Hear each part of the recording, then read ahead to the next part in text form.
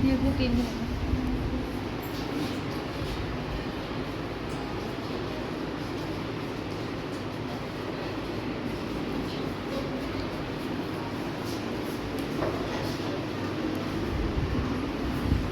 देखिए आप सभी ने सुना तो होगा कि ज्वालामुखी होते हैं, लेकिन कभी किसी ने देखा नहीं होगा। आज हम देखेंगे कि ज्वालामुखी क्या होते हैं।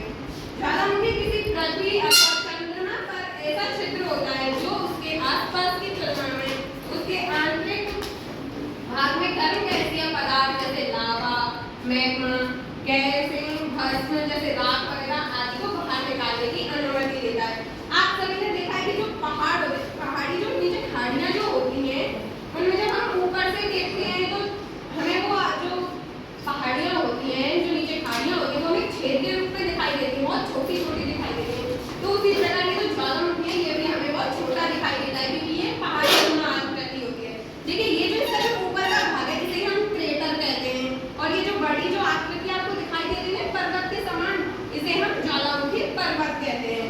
जब ज्वालामुखी पर्वत के अंदर जो लावा होता है, गर्म गैसीय पदार्थ होते हैं, वह आपस में पिघलते हैं और बाहर निकलते हैं, जिसके कारण ज्वालामुखी विस्फोट होता है।